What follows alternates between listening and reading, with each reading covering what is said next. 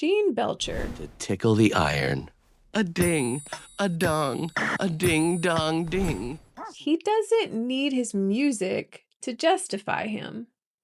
But his Aunt Gayle, on the other hand, does. Guess who's on new meds? And the discomfort that we feel watching her, well, that might really be about how much we hate seeing creativity under pressure. Unfortunately, many people don't relate to Gene. They like Gene. They admire Gene. They maybe even wish that they were like Gene. But if we're honest, most of us recognize ourselves in Gayle. And that has nothing to do with talent and everything to do with stakes. Yep. Sorry it took so long in the porta potty. I forgot which side had the door. Oh, gosh. I love teaching about art. This really feels like my calling. I'm Andriana, and Bob's Burgers is one of my favorite shows. It's my comfort show, so I rewatch it a lot. Therefore, I know these characters, and lately I've been thinking a lot about Gene and Gayle, because the show asks us to laugh at one of them and to love the other, even though they're both basically doing the same thing, and that's making art that doesn't always land. Gayle likes to paint animal? Wow, I just combined animal and anus. Gene writes nonsense jingles on his keyboard and sings them for anyone within earshot. Gayle paints animal anuses and then explains their emotional depth to people who did not ask. Gene gets called charming, but Gayle gets called cringe. What? Here's the thing. It's not about the quality of the art. It's about what happens when art has something to lose. This video isn't about whether Gayle is a good artist or about whether Gene is talented. It's about the invisible line between creativity that feels joyful and creativity that feels desperate, and why so many of us end up on Gayle's side of that line. The Gene versus Gayle divide. Let me start by saying that Gayle and Gene are not opposites. They're not even foils in the traditional sense. They almost never directly interact. They're not competing. They don't comment really on each other's art. So they're parallel case studies. Both of these characters, though, impulsively create. It's like they just can't help but create. Both of them externalize their emotion through art. They both use creativity as emotional regulation, but the show frames them completely differently. And that framing reveals something that we don't talk about enough: the conditions under which creativity happens. Gene represents creative safety, low stakes. There's no requirement that art justify his existence, and failure for him, it doesn't threaten his housing or his identity or even his worth. He's allowed to be unserious. Gayle, on the other hand, more so represents creative precarity. She represents art made under pressure. She has stakes attached to survival, and visibility is used as proof of legitimacy for her. Her creativity, like so many of us, is all tangled up in her self-worth. She's not allowed to just play. The reason more people relate to Gayle than to Gene seems pretty clear to me. Most people are not creating from joy anymore. They're creating from pressure. Pressure to monetize, pressure to stay relevant, pressure to prove that I did not waste my potential, Mom. Pressure to justify the time we spend making things. Why Gene reads as charming. Gene's creativity is framed as low risk and as self-contained. The show does a few very specific things, though, to make sure that he comes across as charming instead of as annoying. First, Gene knows who he is. He's not trying to become someone through his art. He's not asking his art to stabilize his life. He's not confused about whether or not he counts. His music is an extension of a self that already feels intact, even when he is loud or annoying. The show frames him as like securely weird, and that's a huge difference. Second, Gene's environment cushions failure. Gene has parents that accept him, siblings that engage with him. He has a home that is stable, and there's no expectation put on him that his art actually needs to lead anywhere. There are no consequences. So the show asks us to laugh with him instead of worry about him. Third, Gene is not bargaining for legitimacy. Gene's art is not asking, does this prove that I matter? Does this justify my experience? It's just happening. And that naturally reads as freedom. Gene doesn't need our validation. He doesn't need the art to work. He doesn't need us to take him seriously. And because he doesn't need it, we're free to enjoy it. Why Gayle reads as embarrassing. Gayle's creativity is framed as high stakes and as emotionally unstable. And I think the show writers are intentional about this.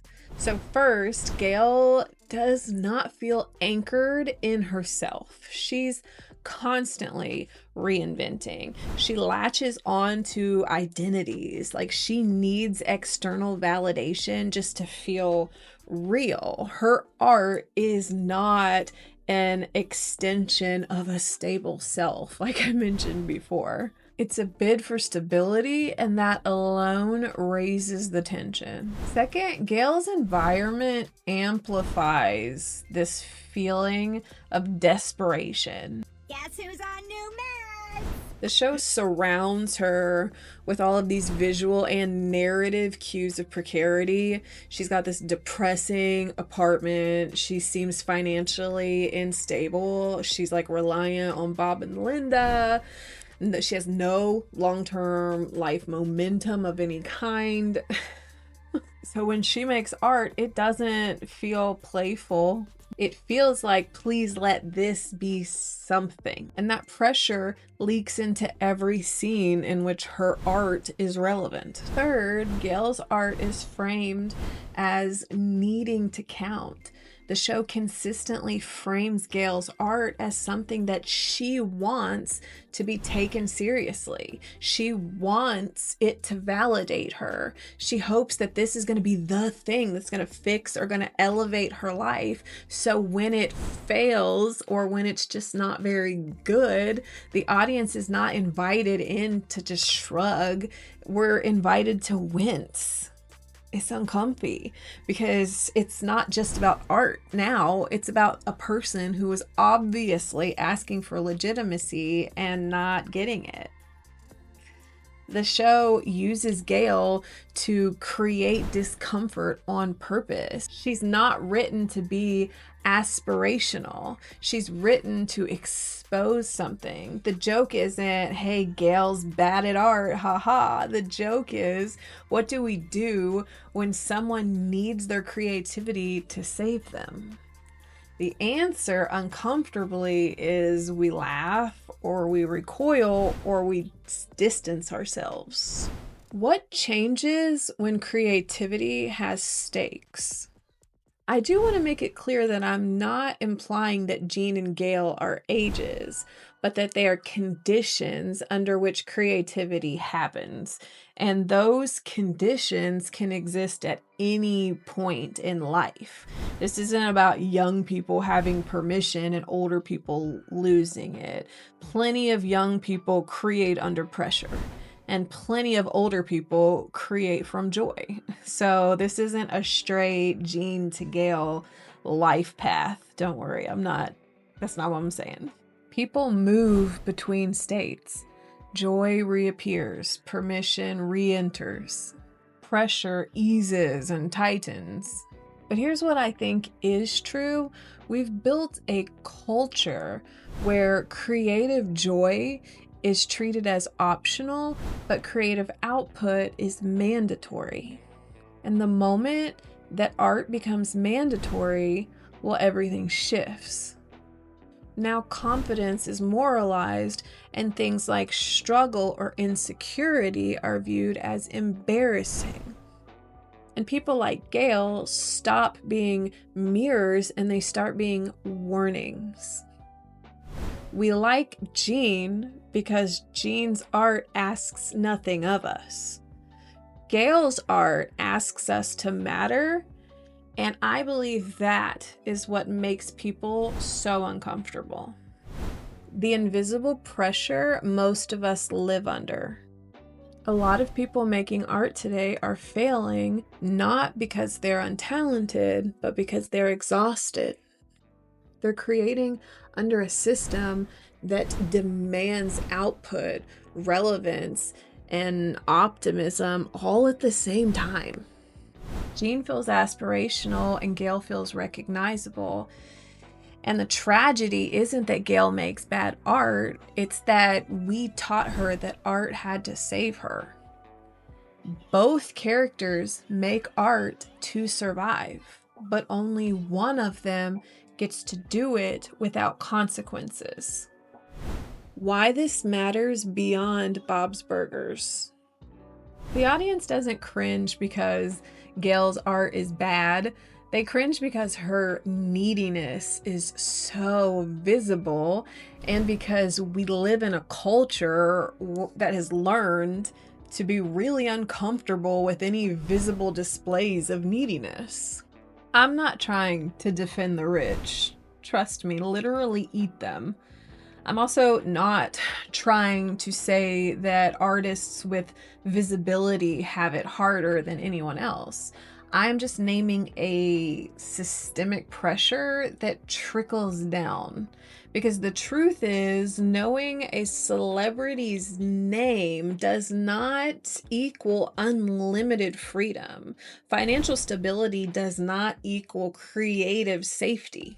Success often replaces that scarcity mindset with a brand new maintenance anxiety. Now you have to maintain your new life so you don't fall back to where you were before. And we've seen this with artists who have made it. Visibility doesn't end that pressure to produce. It often intensifies it, so much so that we get to see these poor celebrity artists who are just in it for the art. We get to watch them crumble in the public eye under these mental health breakdowns because they're being forced to produce content and art that they're not passionate about.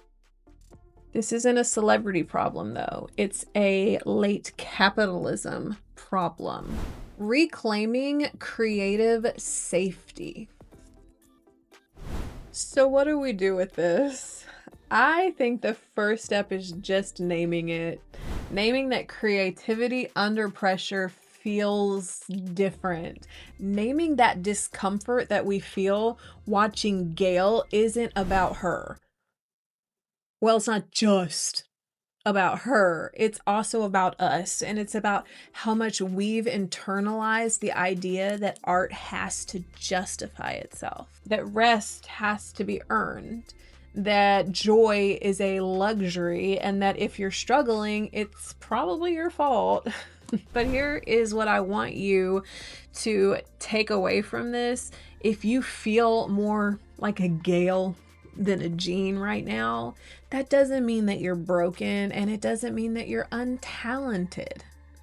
It might just mean that you're creating inside of a system that wasn't designed to let you breathe.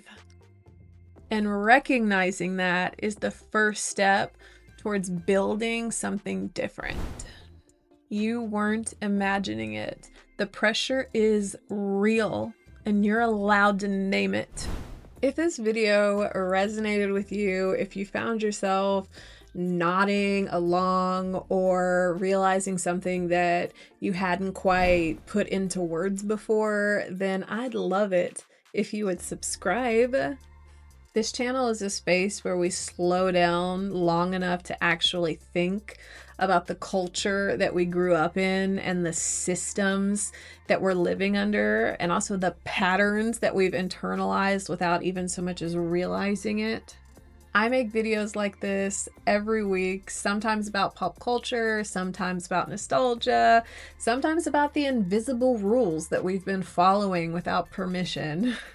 If that sounds like your thing, hit subscribe, and also let me know a win you had this week down in the comments, because I would love to cheer you on. And you know what? Make sure that you are taking some time this week to make sure you're taking care of yourself. Creativity cannot flow from an empty vessel, my friend. So I challenge you to go have a nap. You deserve it. That was great, right? Slow jam. Da-ding ding. Da-ding ding. Da-ding. Am I doing this right? What, do I look sexy? You know what you need? You need this!